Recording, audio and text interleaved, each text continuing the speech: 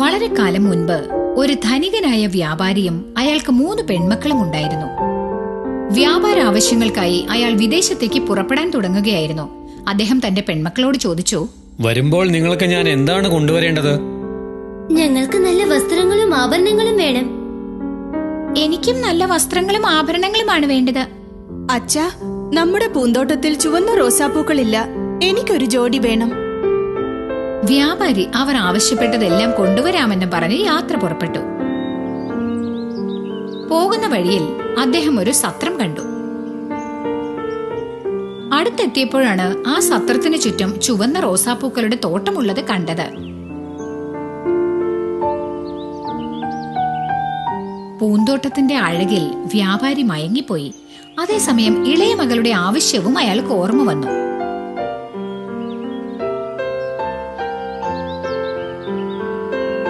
പൂക്കൾ പറിച്ചെടുക്കാനായി വ്യാപാരി പൂന്തോട്ടത്തിനകത്ത് കടന്നു.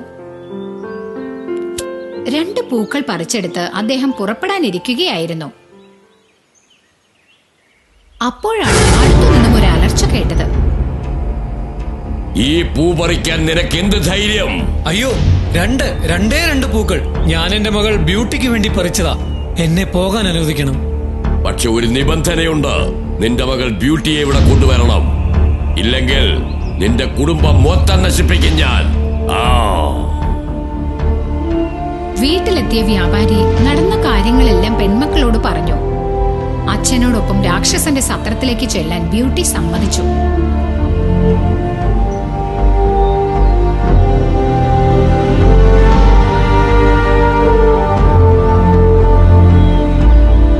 അങ്ങനെ അവർ സത്രത്തിലെത്തി. ശരി, ഇനി നിന്റെ അച്ഛനെ വീട്ടിലേക്ക് തിരിച്ചു പോകാം. പക്ഷെ നീ എന്നോടൊപ്പം കഴിയണം. മനോവിഷമത്തോടെ ബ്യൂട്ടി അച്ഛനെ തിരിച്ചയച്ചു. നിന്നെ ഞാൻ എന്ത് വിളിക്കണം? നിനക്കെന്നെ ബീസ്റ്റ് എന്ന് വിളിക്കാം. ബ്യൂട്ടി ബീസ്റ്റിനോടൊപ്പം കഴിയാൻ തുടങ്ങി. ബീസ്റ്റ് ബ്യൂട്ടിക്ക് ഒരു മാന്ത്രിക കണ്ണാടി നൽകി. അതിൽ അവളുടെ കുടുംബാംഗങ്ങളെ കാണാമായിരുന്നു.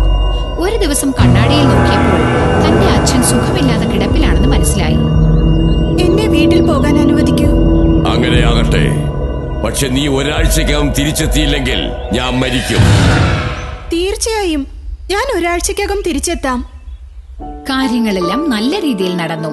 അച്ഛൻ വേഗം സുഖം പ്രാപിച്ചു. 10 ദിവസങ്ങൾ കടന്നുപോയ കാര്യം ബ്യൂട്ടി അറിഞ്ഞതേയില്ല.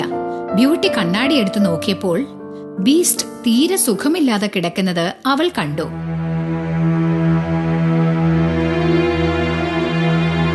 എനിക്ക് ഉടനെ മടങ്ങണം.